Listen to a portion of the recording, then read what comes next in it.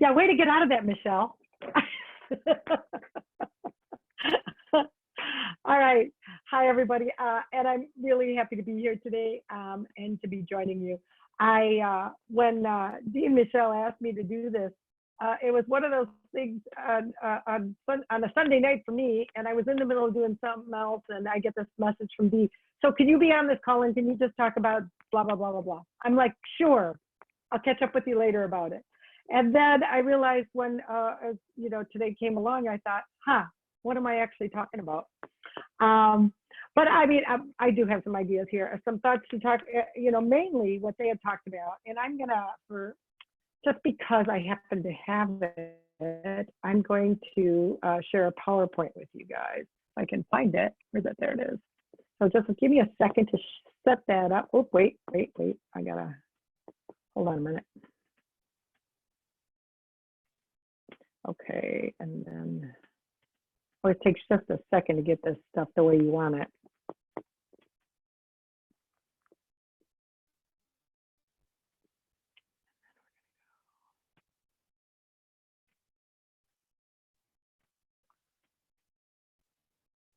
Okay, can you all see that? I can only see like Michelle. Yep, we can see it, Deb. Thanks. Okay, so they had talked with me about talking, they had asked me to talk a little bit about building an online, building a online ABCD community. And then threw a lot of other words at me, like things like collaborative networks and horizontal platforms and bossless collectives and online third bases. And I think, when I started looking at that, I thought, oh, I know what they really want me to talk about. And it's a word that a lot of you used or kind of referenced in your description of ABCD. You were talking about something that really concerns a lot of people, right? I mean, always, but it's very obvious right now. It concerns people, and that's connectedness, connecting with each other. How do we help people connect with each other?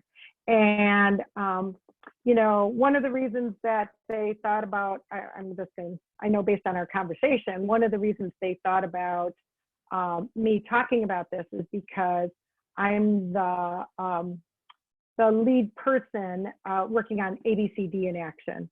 So I'm going to tell you what I'm going to do today, and then Michelle will holler at me when I have about 2 or 3 minutes left. But what I had hoped today was just to give you just a really brief introduction to ABCD in action, but then to share some questions with you about how you can think about connecting people. And you'll see what I mean when we get to the next slide after that. So let me just, and that's the bulk of what I want to talk about today. So let me just say a few words about ABCD in action. So ABCD in action actually started about 10 years ago. And Mike Green, who's the person that's going to be on this phone, meeting with this group in a few weeks, through a set of circumstances, he and I and another ABCD faculty member named Ron Dwyer-Voss wound up getting thrown together because we were all interested in this idea of an online community for people who are interested in supporting each other and talking about asset-based community development. And so because I had some experience with online communities prior to that, and I really was into ABCD as well, I wound up being the person that kind of shepherded this through with a lot of support from a lot of people, including Dee and Michelle and a number of other folks. So this is just a picture of our homepage.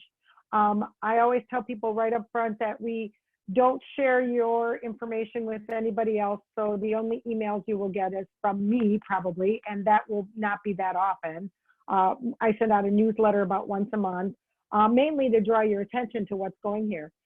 Everything else on this platform is driven by members of this community. So we have a forum where people can engage in conversations. We have blogs where people post, sort of more in-depth, longer kind of thoughts about things. People can share videos, they can share photos. There's a lot of events that get posted here. If you look over in that right-hand, column, you can see events and next week's meeting is the next one that's on there. So you can see that's on there.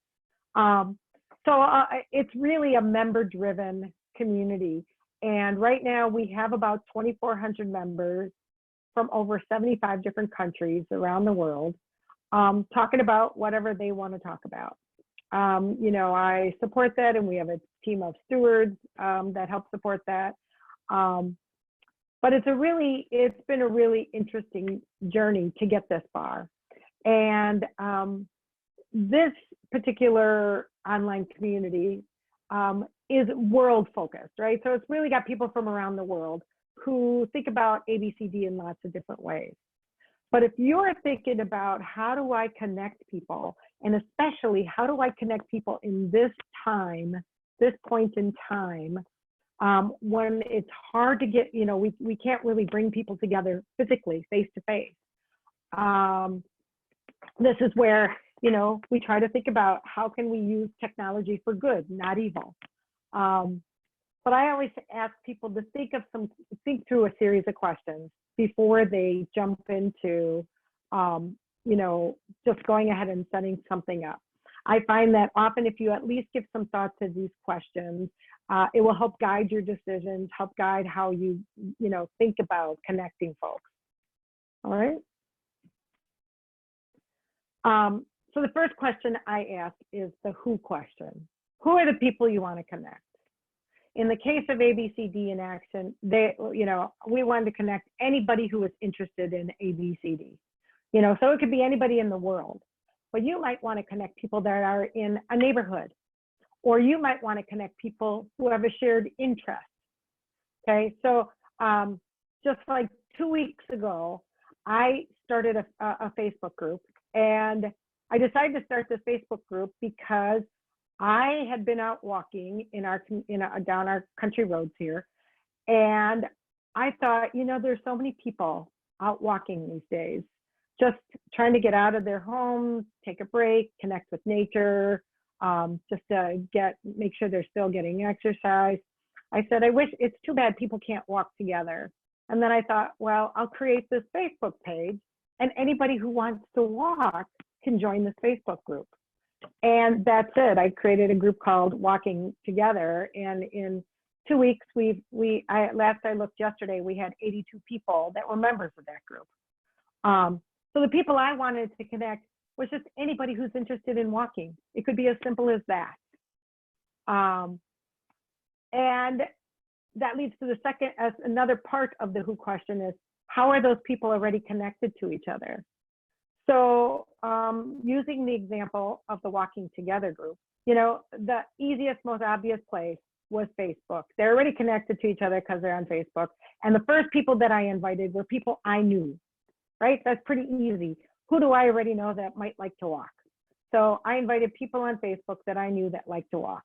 Well, I don't know all 82 of these people, because what happened is those people then went on to start inviting other people. In fact, 3 of you, no, 2, maybe 2 of you. I don't know, Michelle, if you're on this group, in a walking group, but I know Dee is on that walking group, and Wendy's on that walking group. And people are asking their friends to join the walking group. So, you know, we're looking for where are the people already connected to each other. So I invited people that I thought would be interested in walking. So the next part of the who question is, how tech savvy are people? So, you know, something like ABCD in Action is definitely more complex to use. It also has a lot more possibilities. You can, you know, start conversations and find them when you want them. That's always a downside of Facebook, I find, is you might start a conversation and then you can never find it again. But, you know, so on ABCD in Action, you can start a conversation, you could post a blog, it has a lot more, it's a lot more robust in terms of technology. But I also have to think about, are people, you know, is it going to be so complicated it's going to scare people away? So, you know, you kind of think about how tech savvy are people. And are they already using some type of social media? If so, what? In the case of my walking group, I figured Facebook is as good as anything. It's where a lot of people are. I actually see renewed interest in Facebook since the pandemic, because it's a place to connect for other reasons. And that goes with the second question on this page, is how interested are they in using social media? And it, you know, again, I see a lot of people who are trying to figure out how to do that connection thing, and love it or hate it, they're finding one of the ways that they can connect with people is Facebook. Now, if you're trying to connect people on a different level, you might think about other things that people are using. Some people are using, I just had a mental block on that. There's a neighborhood-based platform where you can enter in, and it'll come to me in a minute. There's a neighborhood-based platform that's online where you can just get people from your neighborhood to all sign up, and you're automatically sorted, if you will, into your neighborhood. So, some people are already using that and are already connected in that through that, something like that.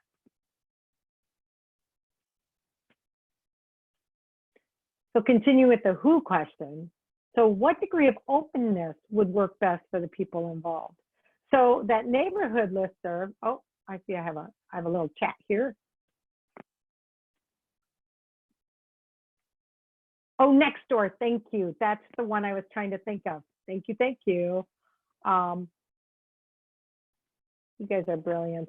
So yeah, Nextdoor is a really good example, and that's used in the US, and now I see it's also used in Australia. I don't know how many other countries it's used in, but it really, we used it a lot in my old neighborhood in the city.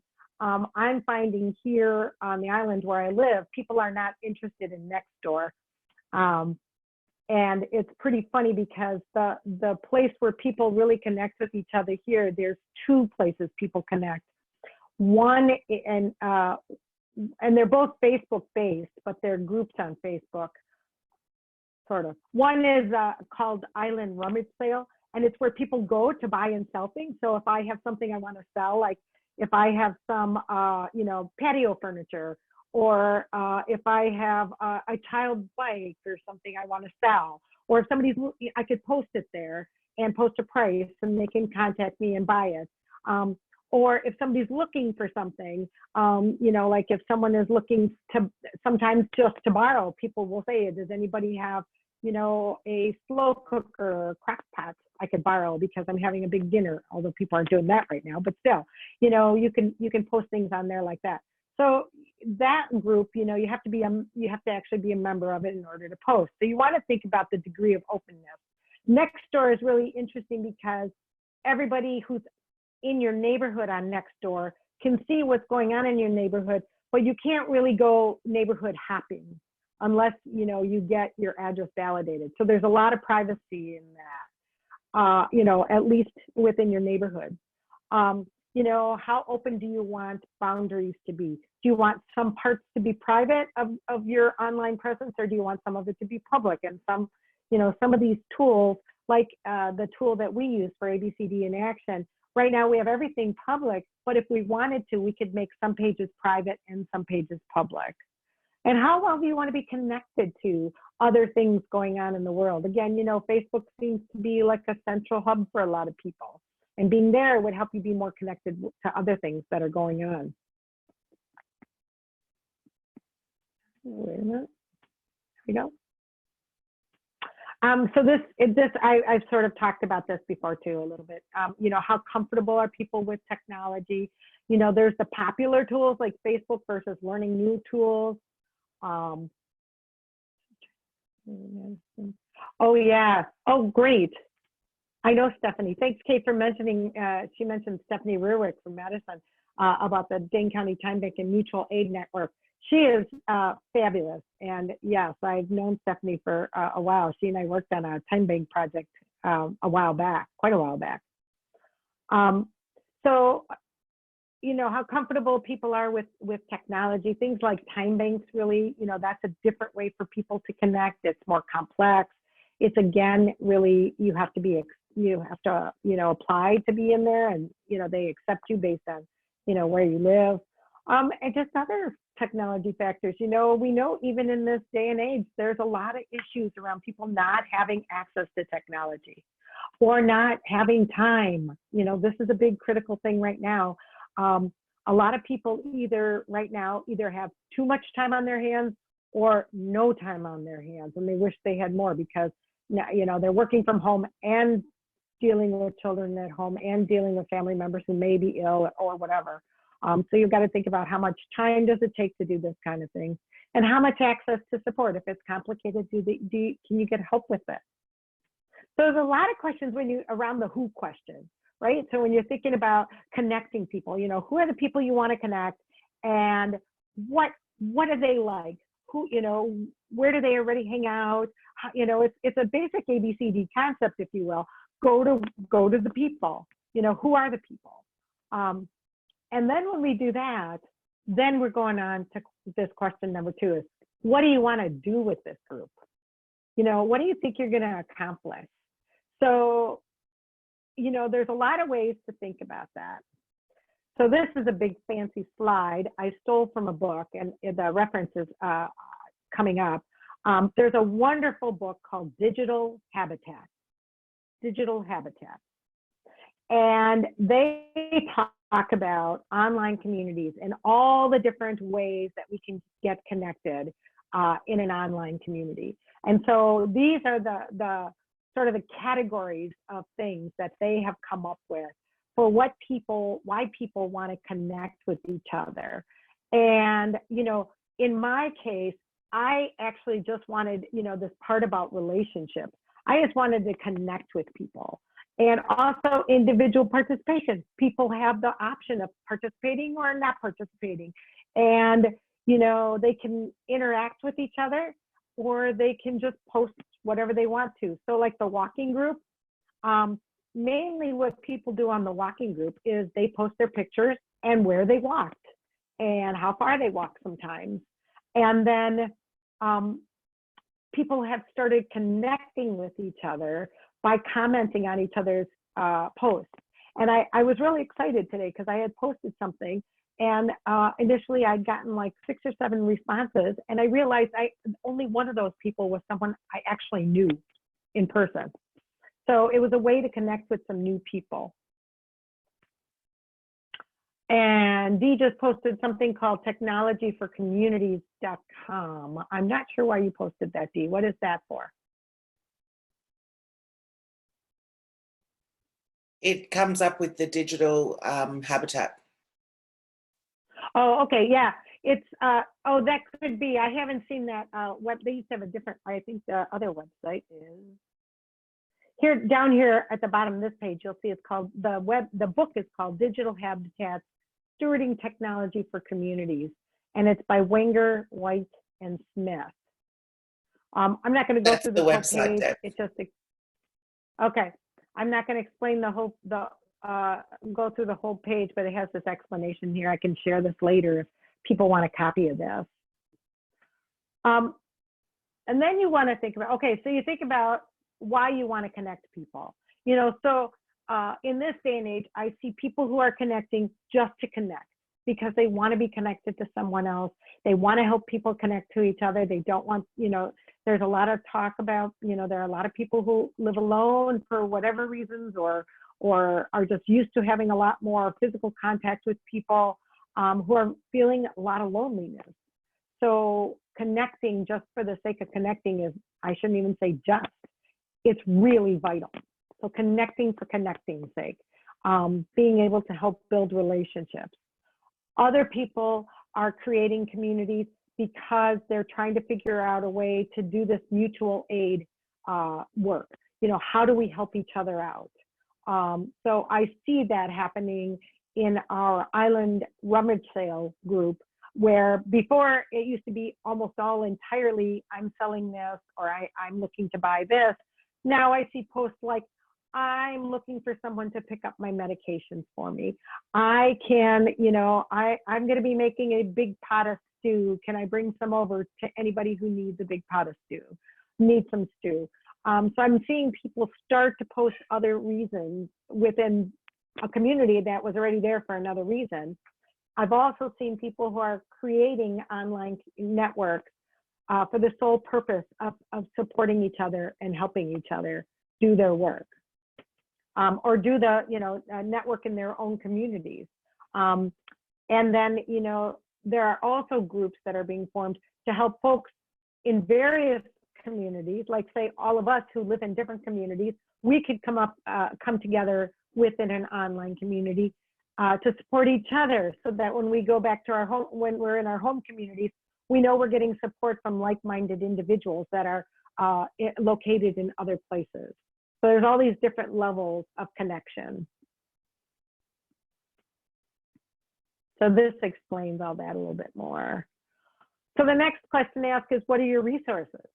And this is the one people forget about, because people think I'll just start a group. And I'm like, okay, you can't just start a group and then, things draw your energy. You have to really think about, what resources do I have for this? What is my interest? What is the interest? What do I think the interest from other people is? My walking group was pretty low key and also low risk, because if people don't want to join a walking group, who's going to lose, right? So what? It was an idea. I tried it, didn't work. But if somebody is creating an online network to really promote, neighborhood, coming together to support people in their neighborhood, to really, get involved in things, you really have to think about, who are the people that I'm going to draw in. And this is where I remind people that building community online is just like doing community work in person. You have to do sort of the work that it takes to connect people. I would do a lot of one-to-one conversations with people. Say, what do you think would be helpful to you? How do you see people interacting with each other? How do you see your role with this community? Would you show up? Would you be a lurker? Lurkers are people who really think it's a great idea. And that goes with my second quote here from my friend. It sounds like a fabulous idea, but I can't imagine actually doing it. I always quote, that's my very good friend that said that to me once. And I think it's fabulous, because we all know those ideas that sound great, but I'm not going to do it. If you would do it, that'd be great, but I'm not going to do it. So you gotta think through, what are the resources here? How much time? What's the learning curve? Can you really keep it active with, this was a number I had pulled off the web someplace that says, ideally you want a minimum of 2 to 7 posts per week. And if people aren't contributing that, are you willing to do that to get things going? What support do you have? If you're part of an organization, do you have support from your organization? Are there other people that are willing to step up and really not just advise, but do some of the work? What if you need technical expertise? And the last one is any money needed for this? I always joke that cheap is good and free is best, but then you also get what you pay for. So really thinking about that, and Facebook is free, but you don't have as much control over it as, if you paid for something, paid for a subscription to some platform or some service. So these are the last sort of big tips. I always say, first, it's not about you, or is it? So if you're not passionate about it, it's not going to go anywhere just because you set it up. I say it's not about you because it can't be just about you. Vision before technology. Don't pick something bright, shiny thing because the technology looks fancy. Really think about what you want to accomplish. Keep it as simple as possible. Learn from other people in groups. Let it evolve. Come up with a plan for testing it out a little bit if it's a complex idea. But sometimes something, if you really start simple, you can just try it. Back things up. That's for folks that really want to have really robust and fancy online communities.